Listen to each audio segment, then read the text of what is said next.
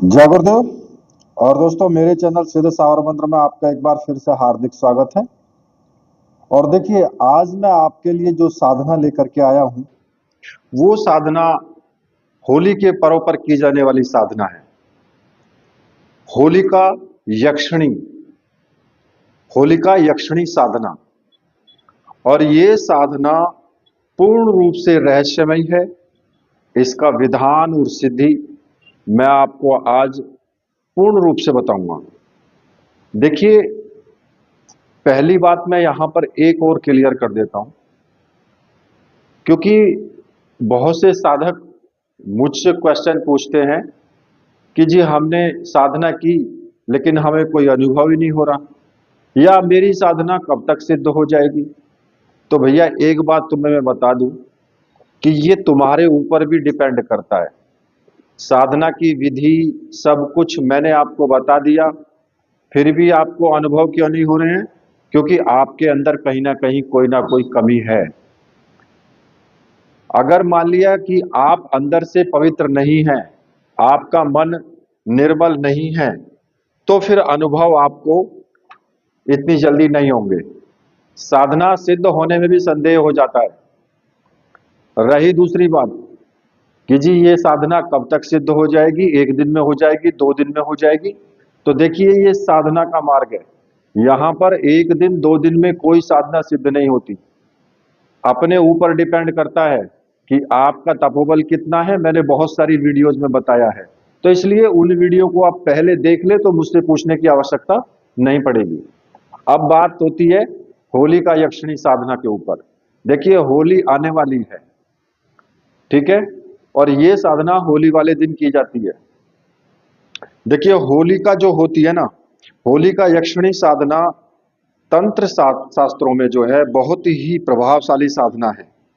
और कई मान्यता के अनुसार तो होलिका जो है वो है कि जिन्होंने भक्त प्रहलाद की बुआ के रूप में जाना जाता है, जिनको वास्तव में ये एक उच्च कोटि की यक्षिणी थी। इनकी जो साधना है मुख्य रूप से सुख समृद्धि के लिए, भय पर विजय प्राप्ति करने के लिए और तंत्र बाधाओं की शांति के लिए की जाती है। क्योंकि अगर हमें कुछ भय लगता है तो ये साधना करने पर हमारे भय का समूल नाश हो जाता है। अब हालांकि देखो, योग जो होलिका यक्षिणी है इसके बारे में तो लोक कथा और तंत्र शास्त्रों में जो है अलग अलग धारणाएं दी गई हैं, लेकिन आम तौर पर हम केवल उन्हें प्रहलाद की बुआ और हिरण्यकश्यप की बहन के रूप में जानते हैं। लेकिन अगर तंत्र के नजरिए से उनकी पहचान इससे भी कहीं गहरी है, क्योंकि ये एक तांत्रिक साधना है ये, इसलिए इसे पूरी सावधानी और शुद्ध भाव से ही करना है तुम्हें।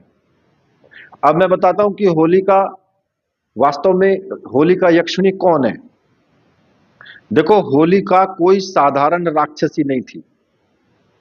वे जो थी एक अग्नि यक्षिणी थी, जिन्हें अग्निदेव से वरदान प्राप्त था कि अग्नि उनका कुछ भी नहीं बिगाड़ सकती है। यक्षिणियां जो है कुबेर की अनुचर मानी जाती हैं, और वो उनके पास में बहुत ही ज्यादा अलौकिक शक्तियां, धन और ऐश्वर्य की वो स्वामिनी होती हैं, ठीक है। अब मैं होलिका यक्षिणी का एक छोटा सा स्वरूप आपको बता देता हूं।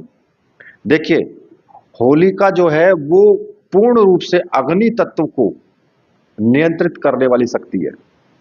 उनकी साधना से शरीर के भीतर जो जठराग्नि और कुंडलिनी होती है ना, उसको जागृत करने में सहायता प्राप्त होती है, और ये विजय की प्रतीक भी है।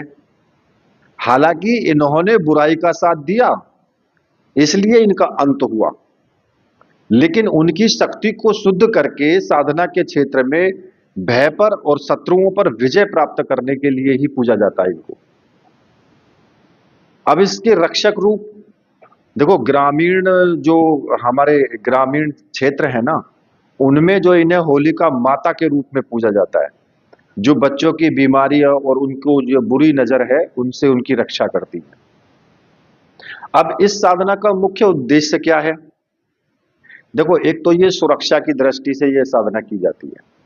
जो हमारे ऊपर जो तांत्रिक हमले होते हैं, या नजर दोष होती है, या तांत्रिक जो रक्षात्मक जो ऊर्जा है, उसको सुदृढ़ करने के लिए, मान लिया कि जो नकारात्मक ऊर्जा है उसको भस्म करने के लिए ये साधना जो मुख्य रूप से की जाती है। अब मनोबल के लिए भी की जाती है कि भाई जो लोग अपनी जिनकी विल पावर कमजोर है, जो लोग मानसिक रूप से कमजोर है ना, उन्हें एक अजीब सा भय उनके अंदर रहता है, वो भय उनको सताता रहता है।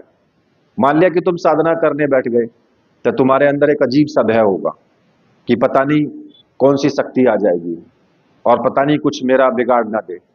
तो ये एक अजीब सा भय होता है जो विल पावर जिनकी कमजोर जिसको बोलते हैं, उसको बढ़ाने के लिए भी ये साधना बिल्कुल रामबाण है।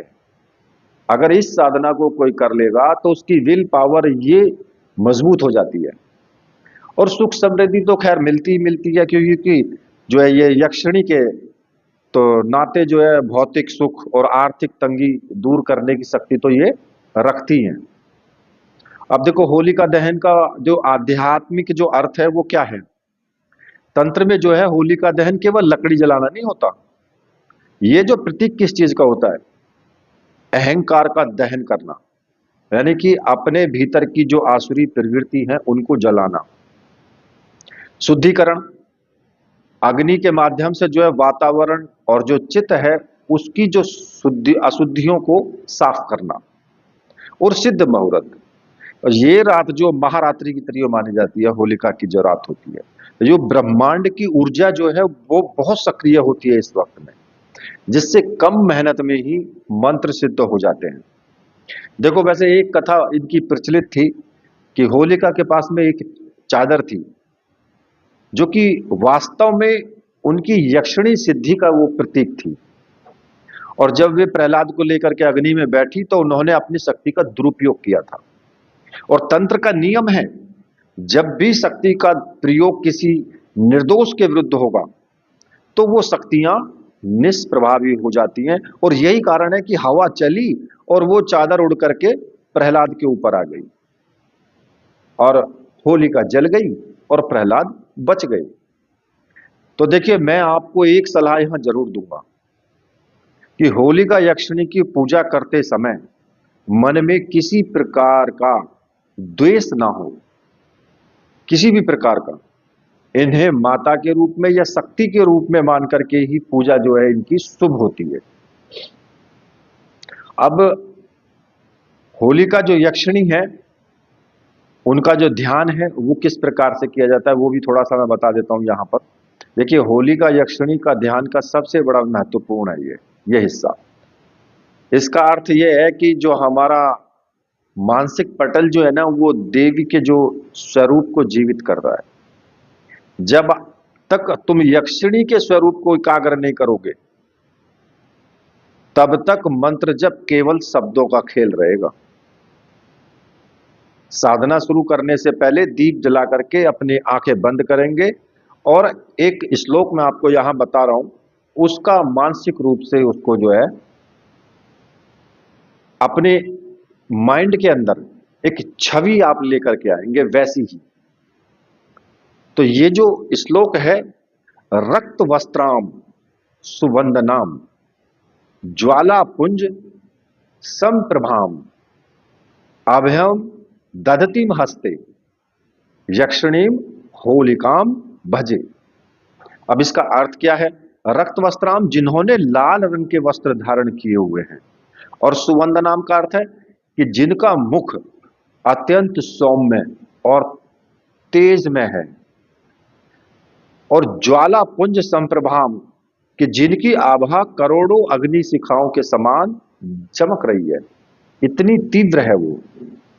और अभयम दधति हस्ते, जिनके एक हाथ में अभय मुद्रा है, यानी साधक को वो निर्भयता का दान देती है। तो इसको अपने ध्यान में इस छवि को लेकर के आएंगे। ऐसी छवि आपको अपने ध्यान में लेकर के आनी है। कल्पना करनी है कि आपके सामने अग्नि की एक शांत और पवित्र लपट है जिसमें से देवी प्रकट हो रही है, और वे स्वर्ण आभूषण जो है उन्होंने पहने हुए हैं और अग्नि के प्रकाश में वो चमक रहे हैं। उनकी जो आंखें हैं वो करुणा और शक्ति से भरी हुई हैं। वे आपकी ओर देख रही हैं और आपकी समस्त चिंताओं को अग्नि में भस्म कर रही हैं। ठीक है। अब देखिए, मैं आपको इसकी जो यक्षिणी है इसकी तैयारी आपको बता देता हूं कि इसकी साधना आपको कैसे करनी है। देखो, ये तो मैंने आपको बता ही दिया कि साधना केवल होलिका दहन की रात्रि में ही की जाएगी। जिस दिन होलिका दहन होता है उसी रात्रि को साधना करनी है। अब इसमें स्थान आप अपने एकांत रूम में कर सकते हो या कोई निर्जन स्थान हो तो वहां भी कर सकते हो। ठीक है। लाल रंग के वस्त्र होने चाहिए आपके, आसन भी लाल रंग का होना चाहिए और आपका जो मुख है वो उत्तर या पूरब की तरफ होना चाहिए। ठीक है। अब जो आप कपड़े पहनेंगे वो भी लाल रंग के कपड़े ही आप धारण करेंगे। अब मैं इसमें कुछ पूजा की सामग्री है, मैं उनके बारे में आपको बता देता हूं। देखिए, इसमें जो मुख्य रूप से एक तो होलिका यंत्र, ठीक है, होलिका यक्षिणी यंत्र, और एक यक्षिणी माला और एक रक्षा माला, ये तीन सामग्री मंत्र सिद्ध और प्राण प्रतिष्ठा युक्त होनी चाहिए। और देखिए, ये सामग्री अगर आपको प्राप्त करनी है तो फिर मैंने वीडियो में व्हाट्सएप नंबर दिया हुआ है, व्हाट्सएप करके वो सामग्री आप प्राप्त कर सकते हैं। लेकिन मेरा आपसे अनुरोध है कि आप जो भी सामग्री आपको मंगानी है तो वो थोड़ा जल्दी मंगा लें, क्योंकि फिर सामग्री आने में लेट हो जाता है तो आपको समय से सामग्री नहीं मिल पाती। लेकिन सामग्री तो 100% मिलेगी। होली से पहले सामग्री आपके पास आ जानी चाहिए, क्योंकि 4 से 5 दिन का टाइम स्पीड पोस्ट मैं करता हूं तो वो भी इतना टाइम तो लेती ही लेती है। ठीक है। तो ये चीज आप ध्यान में जरूर रखें। अब इसके अलावा आपको किस चीज की आवश्यकता होगी? देखिए, इसमें जो है, एक तो जैसे कि आप पूजा की जो लकड़ी की चौकी होती है वो तो आप रखेंगे, लाल कपड़ा चौकी के ऊपर बिछाने के लिए। ठीक है। एक तांबे का कलश ले लें या मिट्टी का ले लें, उसमें पानी भर करके रखें। ठीक है।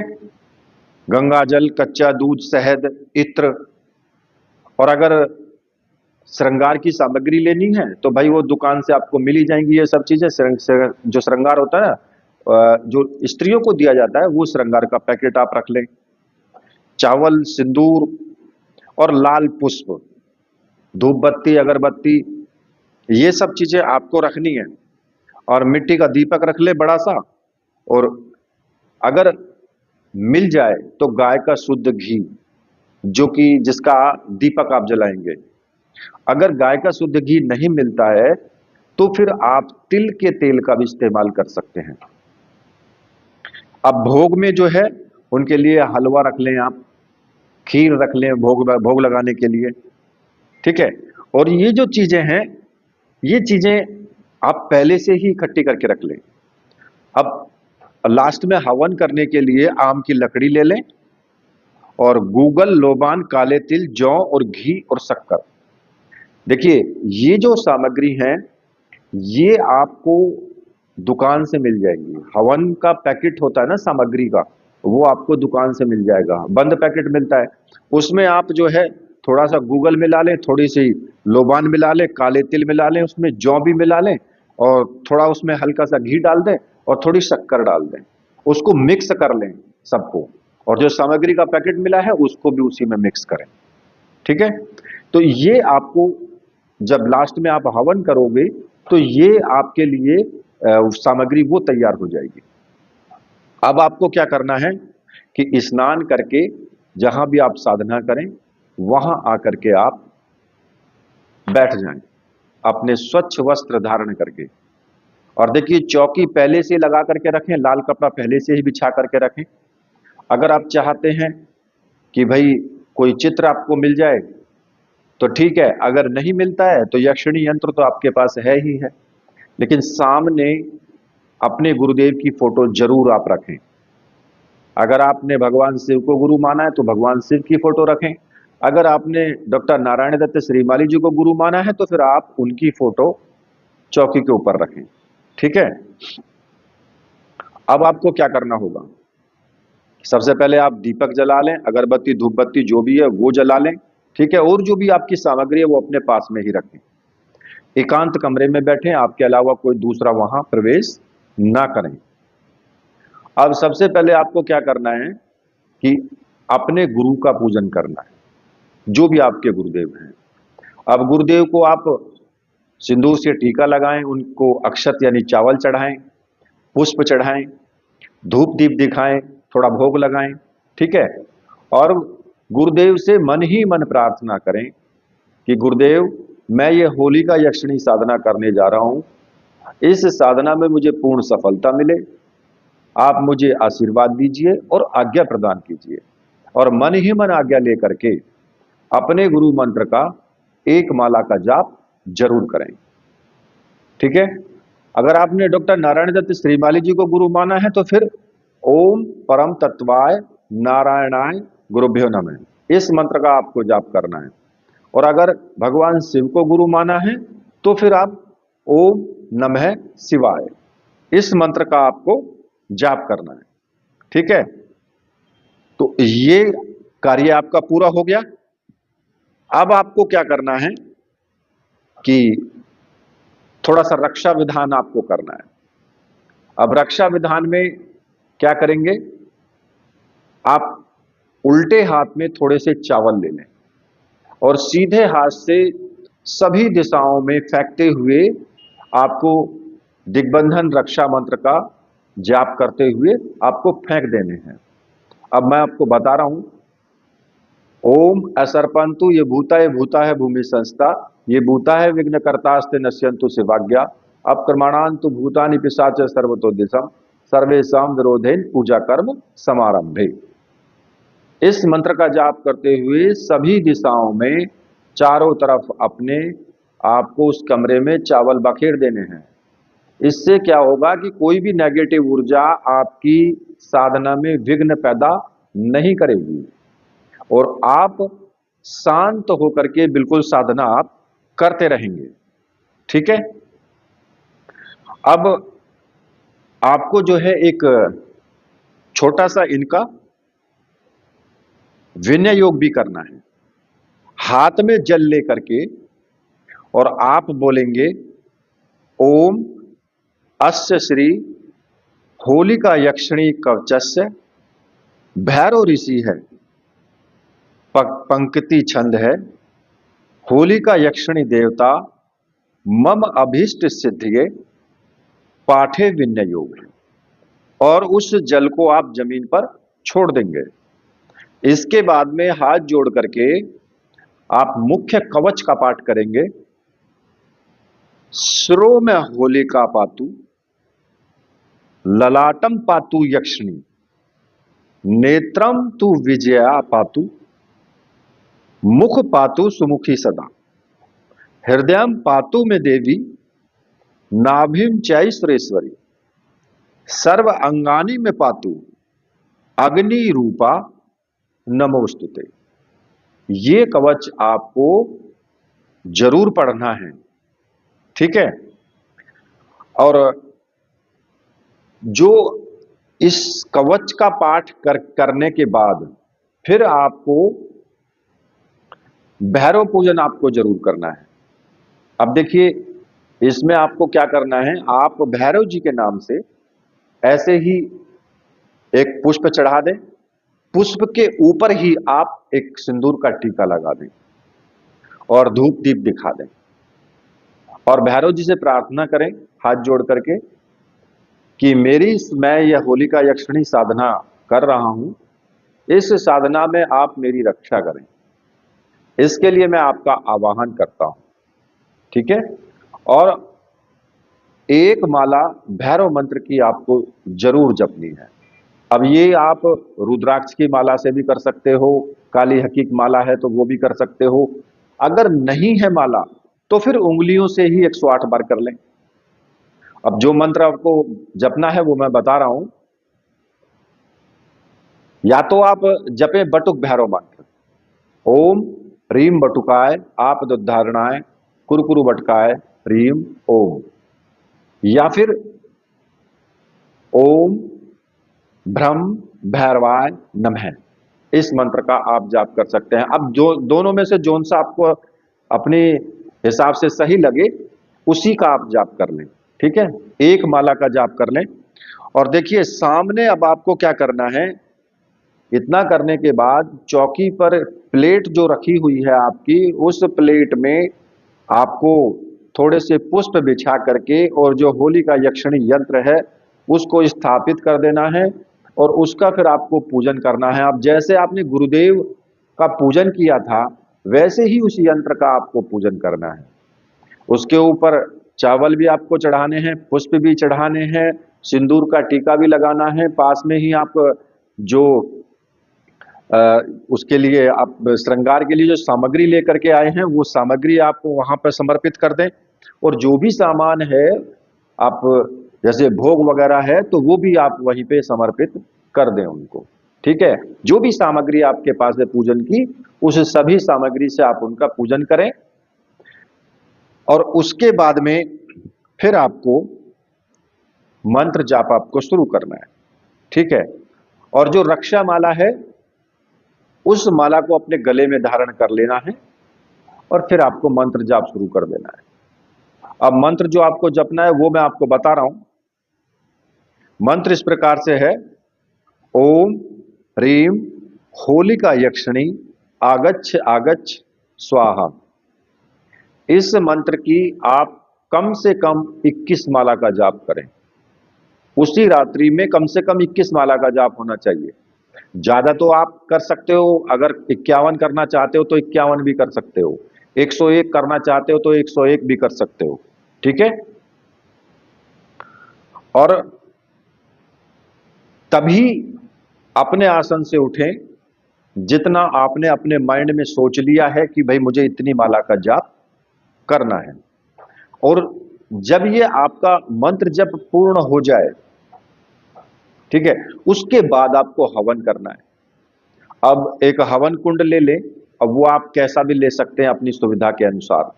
उसमें आम की लकड़ियां रख लें और कपूर की सहायता से उसमें अग्नि जला लें। और जो सामग्री मैंने आपको पहले बताया था ना कि सामग्री आपने मिला करके रखी है, उस सामग्री से आपको हवन करना है और मंत्र को बोलना है। अब कहोगे कि जी हम गिनती कैसे करें? मान लिया कि अगर आपने 21 माला का जाप किया है, 21 माला का जाप किया है तो उसका 10वां हिस्सा आपको हवन आहुति डालनी है। यानी 2100 बार आपने मंत्र जप किया है 21 माला में, तो 210 बार आपको यानी 2 माला का हवन करना है। ठीक है, अगर ज्यादा किया है तो फिर उसी हिसाब से 51, अगर आपने 51 माला का जाप किया है तो फिर आपको 5 माला से हवन करना है। ठीक है, तो इस प्रकार से आप हवन करेंगे। अब हवन में आपको उल्टे हाथ में माला ले लेनी है, क्योंकि कई बार गिनती करने में लोगों को दिक्कत होती है ना, तो उल्टे हाथ से गिनती कर लें, क्योंकि माला में मोती तो होते ही हैं, और सीधे हाथ से आहुति डालें। और जो अंगूठे के पास वाली उंगली है, तर्जनी उंगली, वो दूर रहनी चाहिए। जब आप सामग्री डालो वो सामग्री से टच नहीं होनी चाहिए। ठीक है, मंत्र आपको बोलते जाना है, ओम ह्रीम होलिका यक्षिणी आगच्छ आगच्छ स्वाहा, और आपको समर्पित कर देनी है सामग्री।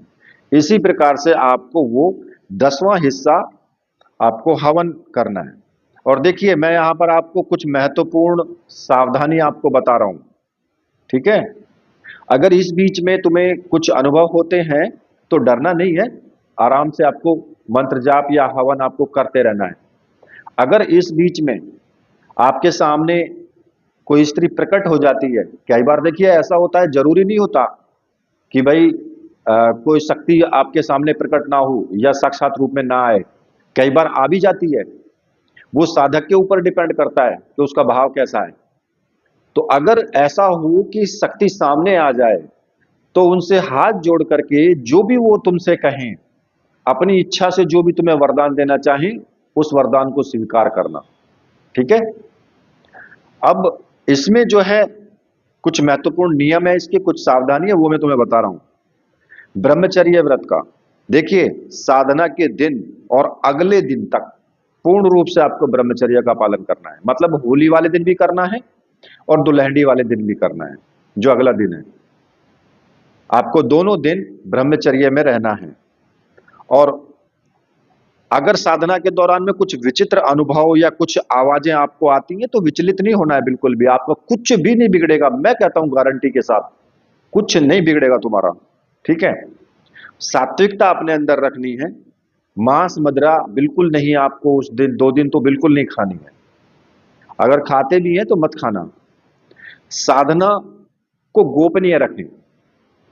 अनुभव अगर कुछ होते हैं आपको तो किसी को ना बताएं, क्योंकि कुछ लोग क्या करते हैं ना कि वो एकदम उसमें आ जाते हैं जल्दबाजी में, और आकर के अपने मित्रों को बता देते हैं कि अरे नहीं नहीं, मैंने तो ऐसा कर दिया, मैंने तो वैसा कर दिया, ऐसे ऐसे शक्ति आई और ये हुआ और वो हुआ।